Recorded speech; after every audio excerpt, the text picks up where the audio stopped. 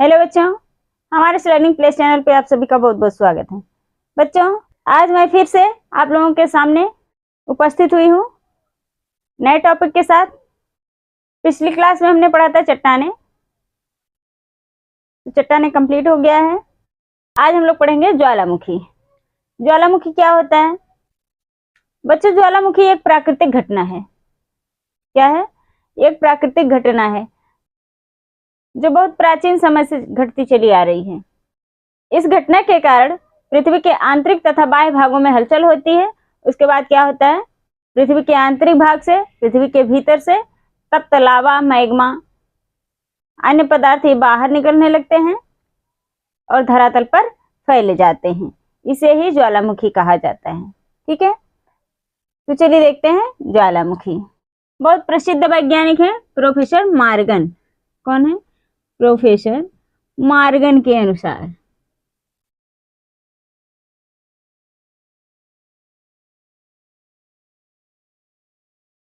ज्वालामुखी किसे कहा जाता है? प्रोफेसर मॉर्गन के अनुसार ज्वालामुखी से अभिप्राय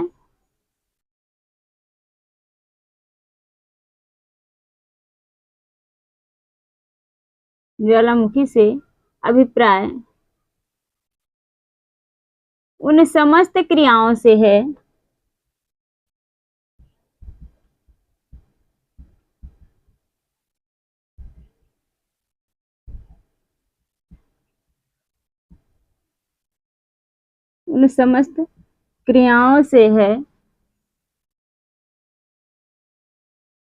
जिनसे पिघला हुआ तरल मैग्मा, जिनसे पिघला हुआ तरल है, मैग्मा है तो पिघला हुआ होगा ही, तो पिघला हुआ तरल मैग्मा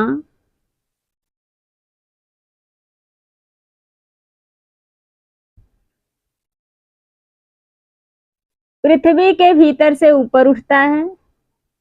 पृथ्वी के भीतर से ऊपर उठता है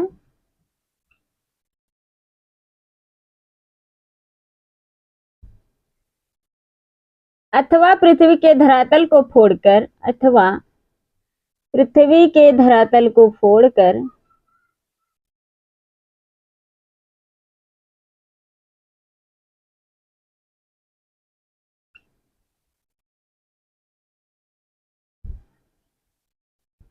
उस पर कठोर या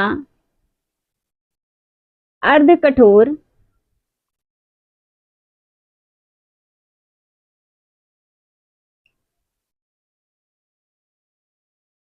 चट्टानों का रूप ग्रहण करने हेतु एकत्रित होता है।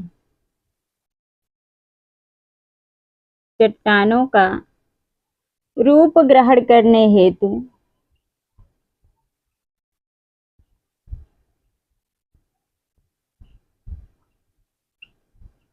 एकत्रित होता है।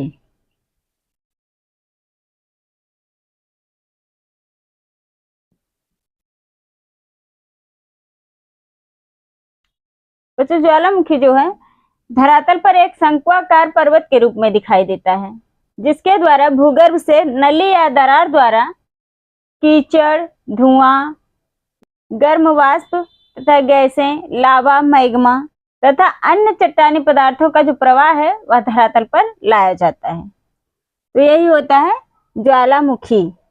तो ध्यान रखना है, प्रोफेसर मॉर्गन के अनुसार है ज्वालामुखी से अभिप्राय उन समस्त क्रियाओं से है जिनसे पिघला हुआ तरल मैग्मा पृथ्वी के भीतर से ऊपर उठता है और पृथ्वी के धरातल को फोड़कर उस पर कठोर या अर्ध कठोर चट्टानों का रूप ग्रहण करने हेतु एकत्रित होता है। ठीक है, वही होता है ज्वालामुखी। ज्वालामुखी एक शंक्वाकार पर्वत की तरह होता है, तो इसको नोट कर लीजिए। चलिए देखते हैं ज्वालामुखी की उत्पत्ति क्या है। ज्वालामुखी की उत्पत्ति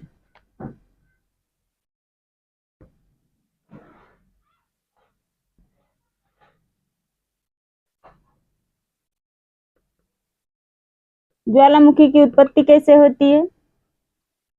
देखो, सामान्यतः ज्वालामुखी जो है एक छिद्र के रूप में आरंभ होता है।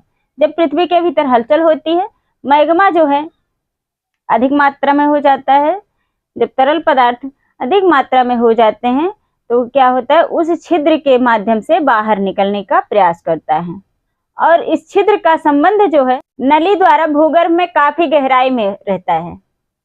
भीतरी उद्वेग से इस छिद्र की रचना होती है। भीतर जो प्रेशर होता है, जब हलचल होती है तो वहां से प्रेशर होता है। लावा मैग्मा बाहर निकलने का प्रयास करता है तो क्या होता है, वहां से प्रेशर होता है, तो इस छिद्र की रचना होती है जिससे लावा मैग्मा बाहर आता है। और इस छिद्र को क्या कहा जाता है, ज्वालामुखी नली कहा जाता है। जिससे लावा मैग्मा बाहर निकलते हैं उस छिद्र को कहा जाता है ज्वालामुखी नली। और जब निकलता है पृथ्वी के भीतर से जो लावा मैग्मा बाहर निकलता है तो उसे क्या कहा जाता है, उद्भेदन कहा जाता है। ठीक है, पृथ्वी के धरातल को भेद करके बाहर निकलता है लावा मैग्मा, इसलिए इसे उद्भेदन कहा जाता है। उद्भेदन के समय ज्वालामुखी से जो पदार्थ निकलता है वह छिद्र के आसपास फैल जाता है, फैल भी जाता है और जमा भी हो जाता है। ठीक है, और जब उद्भेदन नहीं होता तो यह नली बंद हो जाती है। जब उद्भेदन के समय यह नली नहीं खुलती है तो ज्वालामुखी के पार्श्वों से, ज्वालामुखी के आसपास से ये गौड़ शंकु बना करके बाहर निकलने लगते हैं। बगल बगल से ज्वालामुखी के अगल बगल से जो है छिद्र बना करके बाहर निकलने लगते हैं, जिसे क्या कहा जाता है, गौड़ शंकु कहा जाता है। ठीक है, मतलब मुख्य को छोड़ करके, जैसे मुख्य होता है गौड़ होता है, तो जो एक नली होती है जिससे पूरा का पूरा मैग्मा बाहर निकलता है वह क्या होता है, शंकु होता है, मुख्य नली होती है। लेकिन जब यहाँ से इस तरह से बगल से, जैसे ये नली बंद हो गई तो यहाँ से जब मैग्मा बाहर फैलेगा या यहाँ से फैलेगा तो ये सब क्या होंगे, गौड़ शंकु होंगे। ठीक है, तो इस तरह से भी मैग्मा जो है बाहर निकल के फैलने लगता है। ठीक है, तो इस तरह से भी ज्वालामुखी पर्वत का निर्माण होता है। तो चलिए देखते हैं ज्वालामुखी के प्रकार। अगला पॉइंट है ज्वालामुखी से निकलने वाले पदार्थ। तो ज्वालामुखी से कौन कौन से पदार्थ निकलते हैं ये भी जानना बहुत जरूरी है। जब ज्वालामुखी का उद्गार होता है, जब ज्वालामुखी उद्गार होता है तो कई प्रकार के पदार्थ बाहर निकलते हैं। इन पदार्थों में कुछ मुख्य हैं।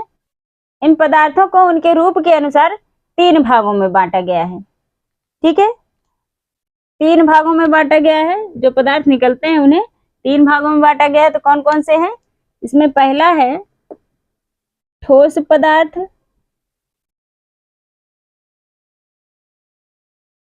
और दूसरा है द्रव पदार्थ,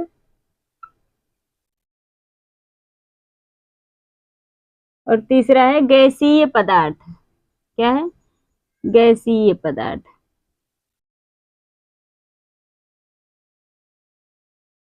तो इसमें 3 प्रकार के पदार्थ बाहर निकलते हैं। कौन कौन से, ठोस पदार्थ, द्रव पदार्थ और गैसीय पदार्थ। तो सबसे पहला है ठोस पदार्थ। ठोस पदार्थ देखते हैं। ठोस पदार्थ कौन कौन से होते हैं, जैसे जब ज्वालामुखी उद्भेदन होता है, बहुत तेजी से विस्फोट होता है, प्रबल विस्फोट होता है।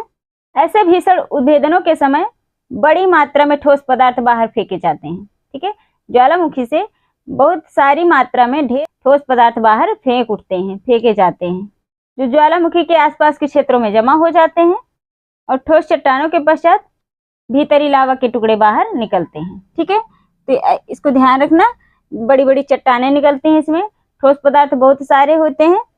तो ये होते हैं ठोस पदार्थ। और अगला है द्रव पदार्थ। तो ठोस पदार्थ हो गया, अगला है द्रव पदार्थ।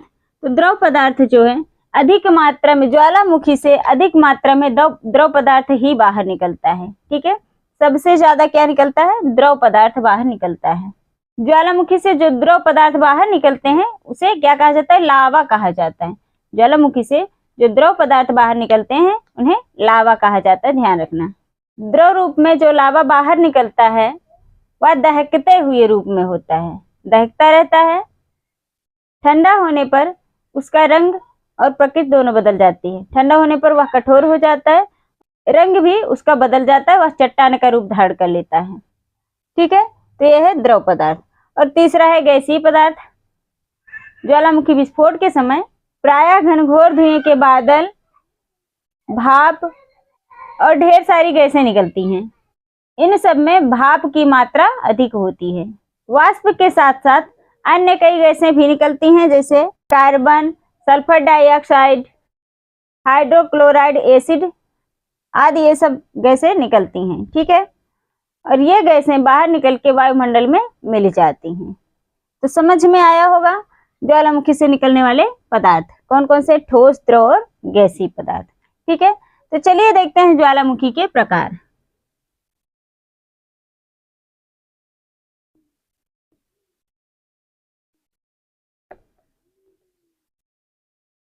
ज्वालामुखी के प्रकार। उद्भेदन के आधार पर ज्वालामुखी 3 प्रकार के होते हैं। इसको ध्यान रखना, किसके आधार पर, उद्भेदन के आधार पर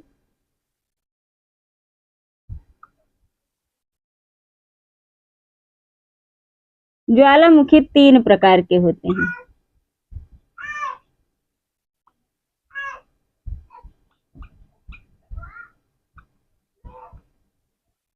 तीन प्रकार के होते हैं।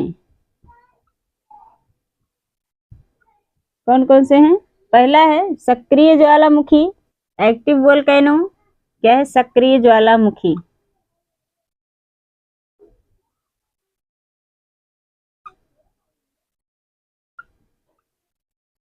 दूसरा है प्रसुप्त ज्वालामुखी। क्या है? प्रसुप्त ज्वालामुखी।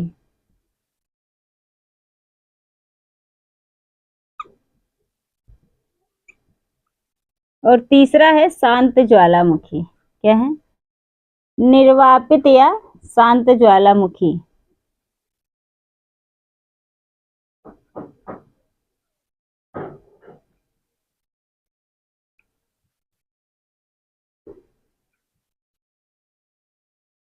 ठीक है, तो ज्वालामुखी 3 प्रकार के होते हैं उद्भेदन के आधार पर। ठीक है, उद्भेदन के आधार पर ज्वालामुखी 3 प्रकार के होते हैं। कौन कौन से? सक्रिय ज्वालामुखी, प्रसुप्त ज्वालामुखी, निर्वापित या शांत ज्वालामुखी। ठीक है, तो बच्चों इसको नोट करते चलिए और ध्यान से पढ़ते चलिए।